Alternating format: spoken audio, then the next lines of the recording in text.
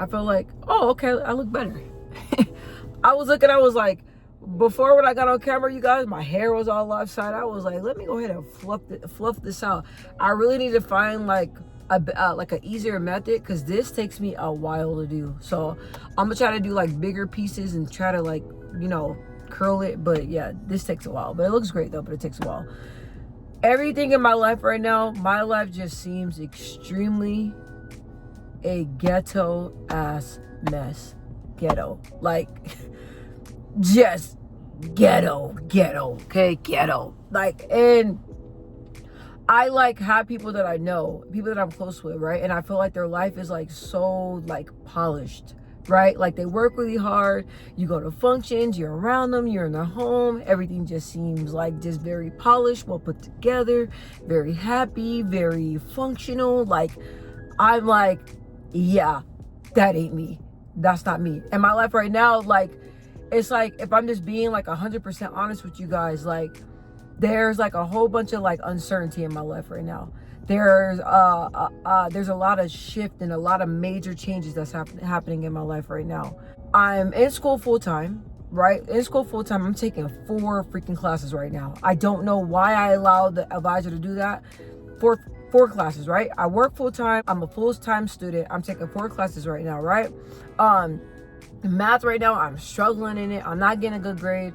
And the only reason why I'm not getting a good grade is because I have so much stuff going on that I can't give math my undivided attention, right? Because I passed math several times, and I just had when I got my GED, I had a tutor. And after I got my GED, I was fresh on math, and I was like passing everything with like flying colors, right? And after that, like when I took the math placement and stuff, it was fairly easy. But I'm like, what's going on? Like I was like, I'm like taking quizzes and stuff, right? And I understand it. And then when I get to the testing, it's like, it's not working out. And then you guys, when you're doing like, when you're working at home and online, when you're doing school at home and at school, it's like a different dynamic. You know what I mean? At school, you can go to the library and all that stuff. When you're at home, you got kids, you trying to take tests, they running, they screaming, I need this, I need that. It's dogs.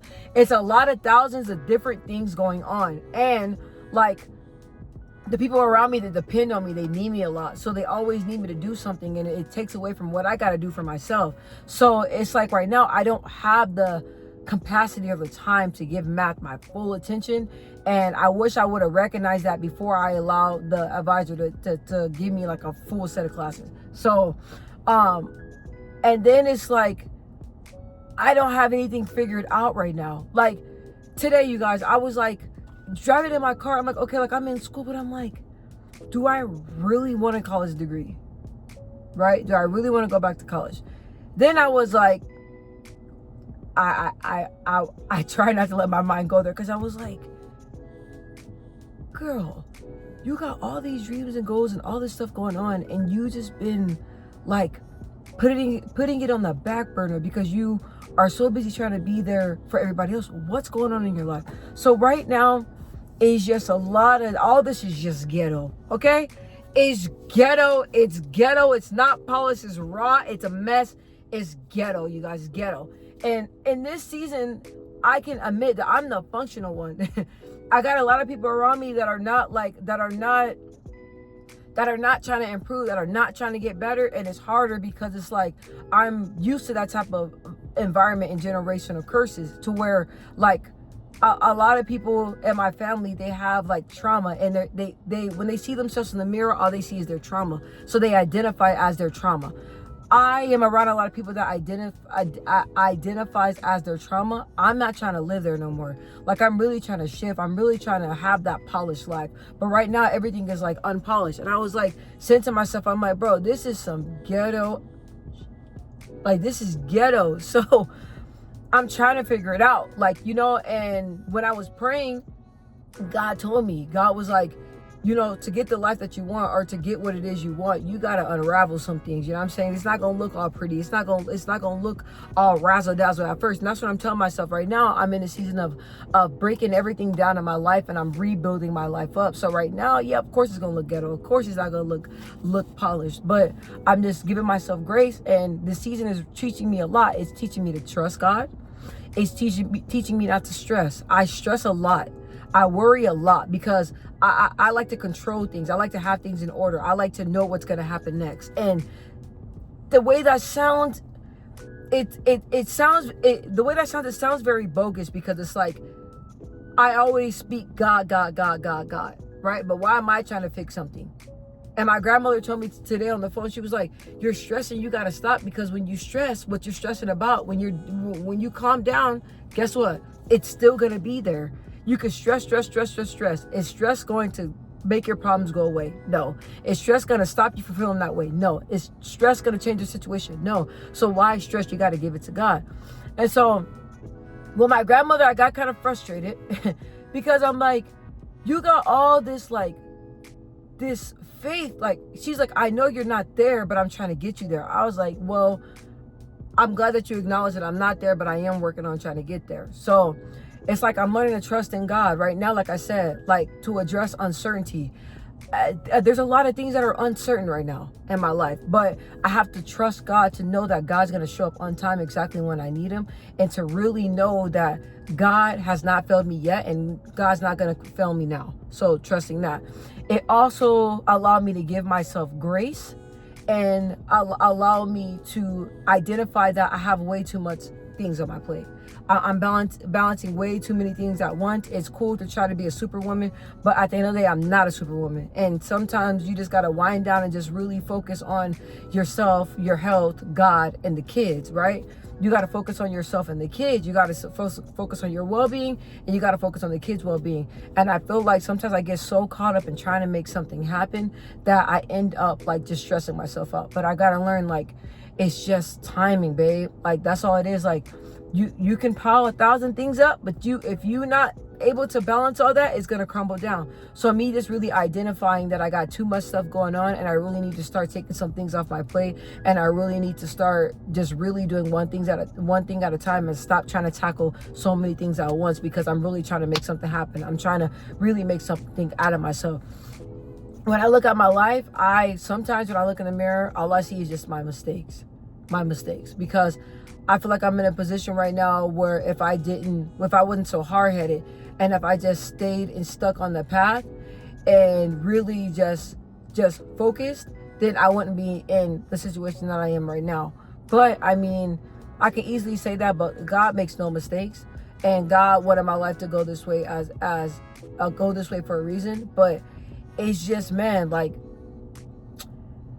things are not what I expected. And in my life, man, I'm gonna be honest with you, I build and put things together.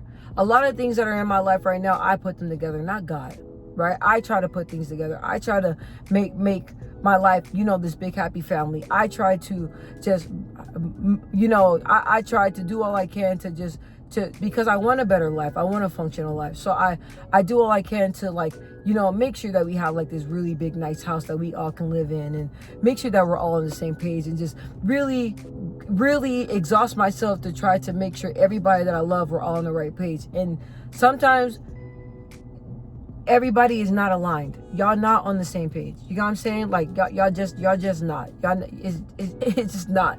That's what I learned. Like, even in a relationship, it's like, no matter how hard I try to force relationships, and no matter how hard I try to keep my relationship with people, if it's not meant for God to keep those relationships together, they're gonna fall apart.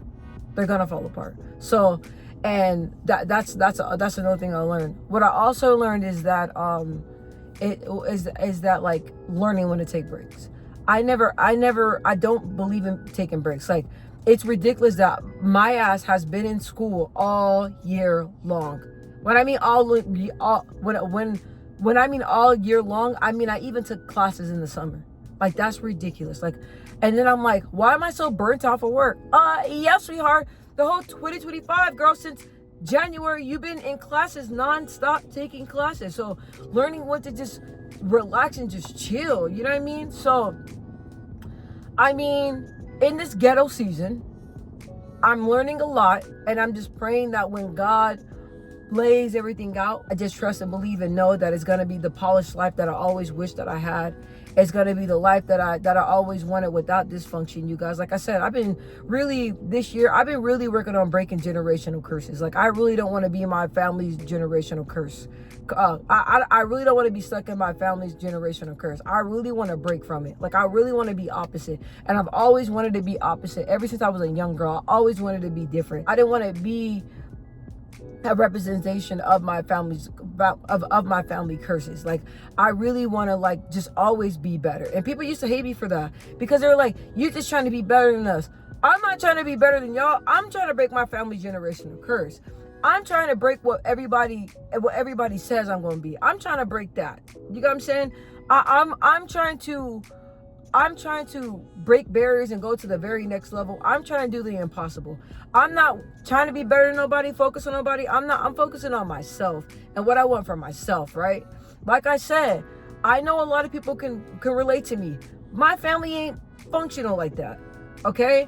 And I don't think nobody else's family is, but it's like, yeah, like, there is family functions where fights broke out, right? There is family functions where I started to fight, okay? So it's there's times where we throwing hands. Like, I don't know if anybody can relate to that, but when I say, like, my family, we don't agree, but we got a problem. It may look ugly, okay? It may look ugly, but it's like, as I said back in my life, I don't want to be like that any longer. Like, I really want different from my kids. I want my kids to live a different life than I have. Like, I want my daughter to be able to walk into a home and it's just peaceful. You know what I mean? Like, and she has that environment now, but I wanted to continue to be like that. It's just ghetto. Like, for example, I took my son and my daughter to the dentist, right? And my son was getting his teeth checked out. My daughter was baggy shirt, baggy. She dressed how she dressed. The doctor came on here. He was like, "Hi, everybody. Hi." She looked at him. She was like,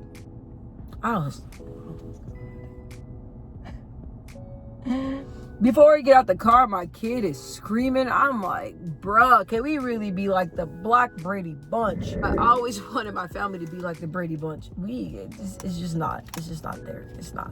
So, yeah, you guys, this is really teaching me a lot. But, yeah, God is able. God is able. God is good. God know it. Let me turn this air. God know it be a little bit ghetto, but you know what I'm saying? I'm trying.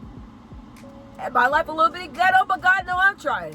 I tell God all the time, you know, I'm a little bit on the little great side, but I'm trying. I'm listening to you. I'm obeying. But yeah, the looks of this is just not. It's just ghetto. It's just ghetto. But sometimes you're gonna have seasons like that in your life. But I'm just happy that I'm able to just, like, talk about it. And I honestly. It's so funny because anybody that knows me and they hear everything that I be saying in my videos, they probably won't even believe it, because to other people, I don't open up or talk like this. But for some reason, to you guys, I feel so very comfortable, and I look forward to coming and talking to you guys and just saying what's really on my mind. And what I love is that, like, I don't even care how it sounds. Like, I'm like, bro, if it sounds a mess, some people may rock with it, some people may not, but some people probably can't relate, right? So if your life is you just look at your life and you be like, bro, like, how much ghetto can it be? You can change your ghetto, okay? You can change your ghetto. I'm changing my ghetto right now. And, yeah, we rocking.